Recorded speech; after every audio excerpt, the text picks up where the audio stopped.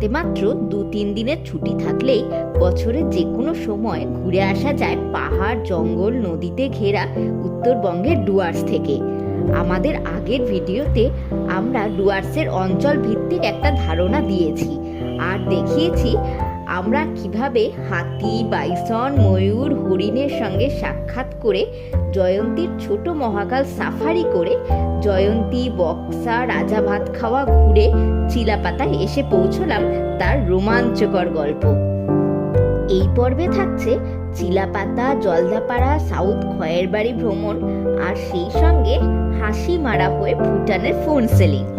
জয়ন্তী থেকে ভোর 6টায় রওনা হয়ে আমরা চিলাপাতা চেকপোস্টে পৌঁছলাম 7:15 নাগাদ। চিলাপাতার জঙ্গল সাফারির জিপ আগে থেকেই বুক করে রেখেছিলাম হোমস্টেকে বলে। জিপ রেডি ছিল। আমরা শুরু করলাম সবচেয়ে ঘন জঙ্গল চিলাপাতার রুদ্ধশ্বাস সাফারি। চিলাপাতা জঙ্গলে ঢুকেছি, সবচেয়ে ডেন্স ফরেস্ট যাচ্ছি। জাস্ট এন্ট্রি করলাম, সূর্যের আলো সেভাবে ঢুকছে না, এতটা ঘন জঙ্গল, সেই রকম ঠান্ডা। ডুয়ার্সের এক প্রধান আকর্ষণ জলদাপাড়া অভয়ারণ্য আর এই চিলাপাতা ফরেস্ট আলাদা হয়েছে তোরসা নদীর দ্বারা। ভুটানের তোরসা নদী বয়ে গেছে এই দুই জঙ্গলের মাঝখান দিয়ে। আমরা আছি চিলাপাতায়। এখানে থেকেই আমরা চিলাপাতা আর জলদাপাড়া দুটো সাফারিই করব। আপনারা চাইলে জলদাপাড়াতেও স্টে করতে পারেন। আমাদের বিকেলের জলদাপাড়া সাফারি যে কি দুর্দান্ত রোমাঞ্চকর হতে চলেছে সেটা দেখার জন্য কিন্তু ভিডিওতে আমাদের সঙ্গেই থাকুন, কারণ সেটাই হতে চলেছে আমাদের এই পুরো ট্যুরের সবচেয়ে অ্যাডভেঞ্চারাস জার্নি। বানিয়া নদী, এখানে হাতির, বাইসনের পায়ের ছাপ সব রয়েছে, জল খেতে এসেছিল। এটা চিলাপাতার গভীর অরণ্যের মধ্যে কুলকুল করে বয়ে চলেছে বানিয়া নদী। এই চিলাপাতার ঘন জঙ্গলের সবচেয়ে আকর্ষণীয় জায়গা ছিল এখানে এক বিস্তীর্ণ গ্রাসল্যান্ড, যেখানে বড় বড় ঘাসের বনে হাতি, গন্ডার, বাইসনের পাল সারা দিনই প্রায় আসতো তাদের প্রিয় খাদ্যের লোভে। আর এই সামনের ওয়াচ টাওয়ার থেকে হাতের মুঠোয় তাদের গতিবিধি লক্ষ্য করা যেত। কিন্তু দুর্ভাগ্যজনক বিষয় হলো এই 2025-এর ধ্বংসাত্মক বন্যায় যাতে উত্তরবঙ্গ মারাত্মকভাবে ক্ষতিগ্রস্ত হয়েছে, এই গ্রাসল্যান্ডটাও পুরোপুরি ধ্বংস হয়ে গেছে। এখন ভাঙা গাছের ডালপালা ছাড়া আর কিছুই নেই। প্রচুর বন্য প্রাণী হাতি, গন্ডারকে সরকার থেকে উদ্ধার করে অন্য জঙ্গলে নিয়ে যাওয়া হয়েছে। মানে ভারতবর্ষের প্রথম গন্ডার ট্যাঙ্গুলোজার কিন্তু হয় না, কিন্তু গন্ডারের কিন্তু ট্যাঙ্গুলোজার হয় না, কিন্তু গন্ডারের চামড়া মোটা না, গন্ডারের ট্যাঙ্গুলোজার কিন্তু হয় না। কিন্তু গভর্নমেন্ট এইবার নতুন আধুনিক পদ্ধতিতে এবার ট্যাঙ্গুলোজার করে সুন্দর করে সব রেস্কিউ করে ঢুকেছে। কিন্তু তার সাথে গভর্নমেন্ট মানে প্রচুর হেল্প করছে, মানে দমকল যেটা আছে দমকল হেল্প করছে। যত গন্ডার যখনই রেস্কিউ করছে না একদম মানে আপনার এটা গ্রাসল্যান্ডটা যেটা বন্যায় নষ্ট হয়ে গেছে পুরো, না হলে এখানে প্রচুর হাতি, গন্ডার এরা এখানে খেতে আসতো আর এই ওয়াচ টাওয়ার থেকে দেখা যেত। এখন পুরোই নষ্ট হয়ে গেছে এটা গ্রাসল্যান্ডটা, প্রচুর বিস্তীর্ণ জায়গা জুড়ে গ্রাসল্যান্ডটা ছিল। আর ওই পাড়টা হচ্ছে জলদাপাড়া, ওই যে ওই পাড়টা আমরা এখন চিলাপাতা থেকে দেখছি, এই হচ্ছে ওয়াচ টাওয়ার থেকে দেখছি আমরা। এই চিলাপাতার জঙ্গল হাতি, একশৃঙ্গ গন্ডার, সাম্বার, হরিণ, চিতা এদের জন্যই শুধু প্রসিদ্ধ নয়, এই জঙ্গলে আছে নাল রাজার গড় নামে একটি ধ্বংসপ্রাপ্ত দুর্গ, যা গুপ্ত সাম্রাজ্যের সময়কালের বলে মনে করা হয়। এইটা তো এখনকার না, 300-400 বছর আগের। এটা তো এখন মানে আস্তে আস্তে করে মাটি হয়ে যাচ্ছে বল। এরকম আগে তো মানে সিমেন্ট ছিল না, চুর সুকিটি এইগুলো বসানো, মানে এটা ডেবে গেছে, অনেকটা ডেবে গেছে। এটা মানে মোটামুটি 15 ফিট হাইট ছিল, এটা আস্তে আস্তে করে বসে যাচ্ছে। একটা বার্কিং ডিয়ার ওই যে। চিলাপাতার এই রোমাঞ্চকর সাফারির সময়ও আমরা জানি না বিকেলে জলদাপাড়ার সাফারিতে আমাদের জন্য কি বিস্ময় অপেক্ষা করছে। এরপর আমরা চলে এলাম চিলাপাতার আমাদের মোহনচূড়া হোমস্টেতে। আমরা জয়ন্তী থেকে এসে চিলাপাতার জঙ্গলে সাফারি করে তারপর হোমস্টেতে একেবারে চেক ইন করতে এসেছি। চিলাপাতায় আমাদের মোহনচূড়া হোমস্টের অবস্থানটাই শিহরণ জায়গায়। হোমস্টের সামনে রাস্তা থেকেই শুরু হয়ে গেছে চিলাপাতার ঘন জঙ্গল। হোমস্টের সামনে রাস্তা পুরোটাই ইলেকট্রিক তারের বেড়া দেওয়া, যাতে ইলেকট্রিক লাইন রাত 10টা থেকে সকাল 6টা পর্যন্ত চালু থাকে। আর হোমস্টের পেছনেই বিশাল ধান ক্ষেত, যেখানে হাতির দলের দেখা মেলে প্রায় প্রতিদিন, তবে যখন ধান থাকে সেই সময়। এখন কাটা ধানের জমিতে হাজার হাজার ময়ূর ঘুরে বেড়াচ্ছে জমি জুড়ে। এখানে একটা ঘর, দুটো করে রুম আছে এক একটা কটেজে, আর এখানে দুটো রুম, এখানে দুটো রুম। এই পেছনে পুরো ধানের জমি, এখান থেকে আর এইখান থেকে ঘন জঙ্গল শুরু হয়ে যাচ্ছে রাস্তার ওপার থেকেই পুরো।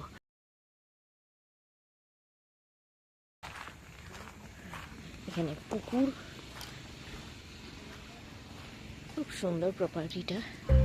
হোমস্টেতে চেক ইন করে ফ্রেশ হয়ে ব্রেকফাস্ট খেয়েই আমরা রওনা হলাম জলদাপাড়ার উদ্দেশ্যে।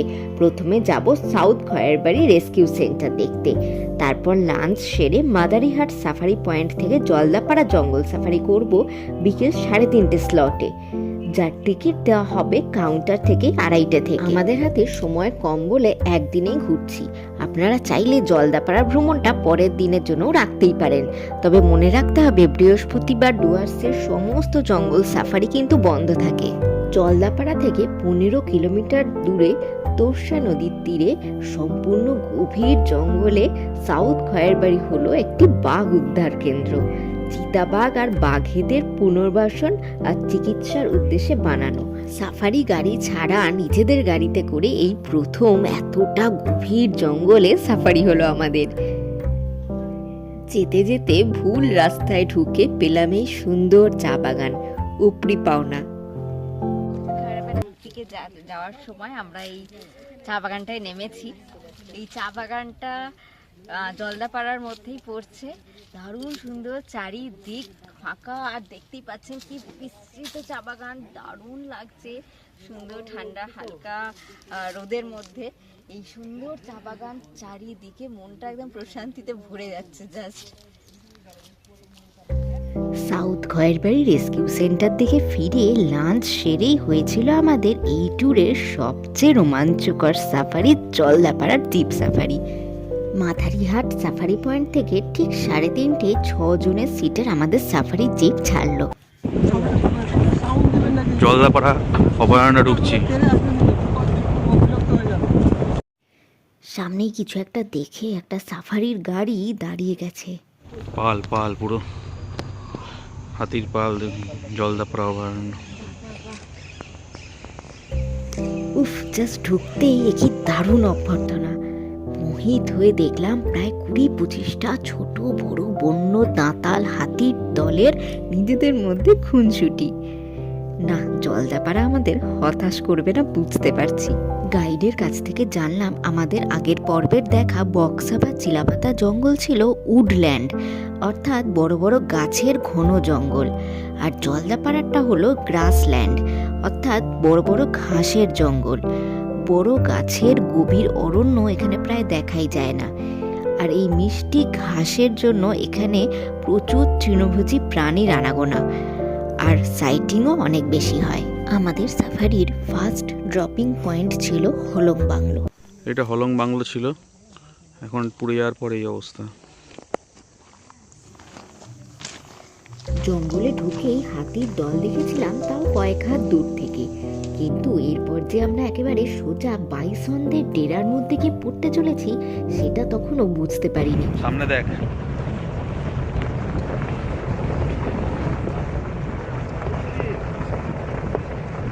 বাইসন।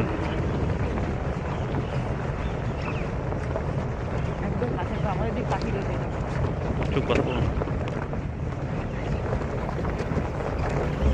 দুদিকে ঘাসের জমিতে ভারতীয় বাইসন অর্থাৎ গাউট যাকে বলে, দল বেঁধে সদর্পে দাঁড়িয়ে, তাদের মাঝখান দিয়ে আমাদের যেতে হবে। গাইডের মুখে শুনেছিলাম এরাই জঙ্গলের সবচেয়ে রাগী আর হিংস্র প্রাণী, তবে বেশিরভাগই নিরীহের মতো ঘাস খেতে ব্যস্ত। শুধু দু একজনের ঠান্ডা শীতল দৃষ্টি, যেটা আমাদের গাড়ির দিকে স্থিরভাবে নিবদ্ধ, সেটা দেখেই আন্দাজ করা যাচ্ছে যে রেগে গেলে বা বিরক্ত হলে এরা কতটা ভয়ঙ্কর হয়ে উঠতে পারে। প্রায় দম বন্ধ করে, কোনো শব্দ না করে, খুবই আস্তে আস্তে আমরা জায়গাটা পেরোলাম।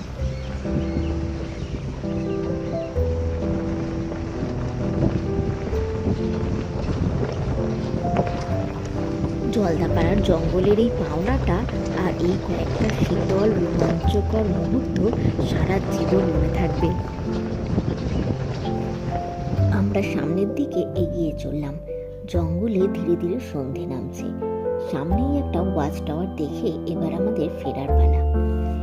এটাই আমাদের এবারের ট্যুরের শেষ সাফারি। শুধু এক শৃঙ্গ ওয়ান্ডারের দেখা তখনো পাইনি, তবে জলদাপাড়া আমাদের এই ইচ্ছাটাও পূরণ করে দিল সেদিন ফেরার পথে। একা একটা গন্ডার বেরিয়ে এসেছিল সেদিন, যেন আমাদের ক্ষণিকের দর্শন দিতেই। জলদাপাড়া থেকে ফিরছি এখন, জলদাপাড়া সাফারি করে। জলদাপাড়ার এই মায়াবী জঙ্গল ছেড়ে বেরোতে ইচ্ছাই করছিল না। এই জঙ্গলে অনুভূতিটা একবার পেলে আপনারাও বারবার ফিরে আসতে চাইবেন নিঃসন্দেহে। তবে হ্যাঁ, 15ই জুন থেকে 15ই সেপ্টেম্বর ডুয়ার্সের সমস্ত জঙ্গল সাফারি বন্ধ থাকে। এন্ট্রি পয়েন্টে পৌঁছে আমরা নিজেদের গাড়িতে এসে ফিরে চললাম চিলাপাতার দিকে। জলদাপাড়া থেকে চিলাপাতা ফিরতে বেশ রাত হয়ে গেছিল। সমস্ত রাস্তাটা আর আমাদের হোমস্টে সবটাই কিরকম গা ছমছমে আবরণে নিজেকে ঢেকেছে ততক্ষণে। পরের দিন সকালে আমাদের ভুটানে গিয়ে ফোন সিলিং দেখে হাসিমারা স্টেশন থেকে ফেরার ট্রেন ধরা। চিলাপাতায় ঠিক জঙ্গলের মধ্যিখানে মোহনচূড়া হোমস্টেতে রাতের থাকাটা যে কি রোমাঞ্চকর হয়েছিল। জ্যোৎস্না আলোয় নিস্তব্ধ জঙ্গলে পরিবেশে টুপটাপ শিশির পড়ার শব্দ এর আগে কখনো এরকমভাবে অনুভব করিনি। মাঝে মধ্যেই জঙ্গলে শুকনো পাতার খসে পড়ার শব্দ, দূর থেকে ময়ূরের কর্কশ ডাকে চমকে ওঠা, অন্ধকার জঙ্গলে কখনো কখনো কোনো প্রাণীর চলার মৃদু শব্দ, সব মিলিয়ে গা ছমছমে রাত কাটলো একটা। এই আমাদের রিসর্ট আর এই জঙ্গল স্টার্ট। সারাদিন ময়ূরের ডাক, পুরো জঙ্গল, এদিকে কাঁটাতার দিয়ে আটকানো জঙ্গল, এই যে পুরো টানা জঙ্গল।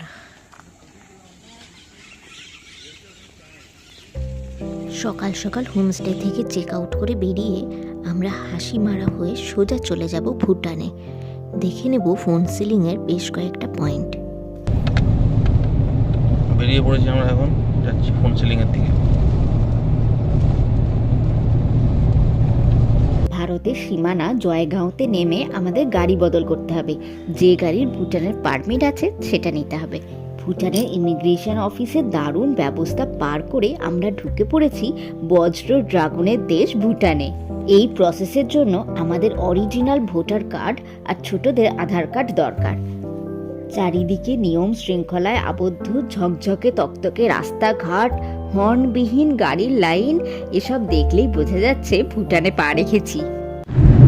ভুটান ঢুকে গেছি।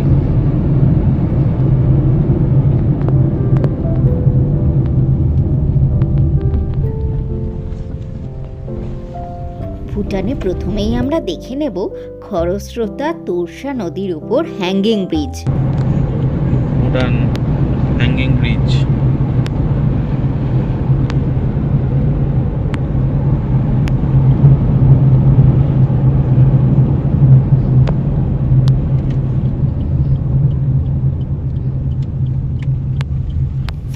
ভুটানের এই হ্যাঙ্গিং ব্রিজ বা আমুচু হ্যাঙ্গিং ব্রিজ হলো একটা সরু পায়ে চলার মতো তারের ব্রিজ, যেটা খরস্রোতা তোরসা নদীর ওপর আছে। একজন করে যাওয়ার মতো চওড়া আর পুরোটাই ঝুলন্ত। চারিদিকে প্রার্থনার ফ্ল্যাগ দিয়ে মোড়া। পার হওয়ার সময় প্রচণ্ড হাওয়া, ব্রিজের দুলুনি আর অনেক নিচে পাথরের ওপর দিয়ে বয়ে চলা তোরসা নদীর উচ্ছ্বাস শিহরণ জাগায়। দারুণ রোমাঞ্চকর অভিজ্ঞতা। পাশেই আছে গাড়ি চলাচলের বড় ব্রিজটা, কিন্তু এই ঝুলন্ত তারের ব্রিজ দিয়ে পায়ে হেঁটে পার হওয়ার আলাদাই অভিজ্ঞতা। এরপর আমরা চলে গেলাম ফোনসিলিংয়ের কারবান্দি মনাস্ট্রি দেখতে। 1960 সালে প্রতিষ্ঠিত এই মনাস্ট্রিতে শান্তির পরিবেশ, প্রার্থনার আবেশের সঙ্গে পাবেন ভুটানের ভ্যালির আর ভারতের বর্ডারের দারুণ ভিউ। এরপর আমরা জয়গাঁওতে ফিরে কিছু মার্কেটিং করে লাঞ্চ সেরে উঠে পড়লাম আমাদের আগের গাড়িতে। গন্তব্য হাসিমারা স্টেশন। সেখান থেকে কাঞ্চনকন্যা এক্সপ্রেস ধরে ডুয়ার্স আর ভুটানকে বিদায় জানিয়ে বাড়ির দিকে রওনা। আমরা এখন মনের গহীনে রয়ে গেল এই ডুয়ার্সের জঙ্গলের আদিম গন্ধ, জয়ন্তীর চরের বিশালতা, বন্য প্রাণীদের কখনো সরলতায় মোড়া, কখনো ভয় ধরানো চাউনির রেশ, ময়ূরের কর্কশ ডাকের মিষ্টতা, আরও অনেক অনেক কিছু, যা আমাদের আবার এই জঙ্গলের রাজত্বে টেনে আনবে তা বেশ বুঝতে পারছি। আজ তবে এই পর্যন্তই। এখনও আমাদের চ্যানেলটা সাবস্ক্রাইব করে না থাকলে কিন্তু এখনই করে দিন, এরকম আরও সুন্দর সুন্দর জায়গায় আমাদের সঙ্গে ঘুরে বেড়াতে হলে।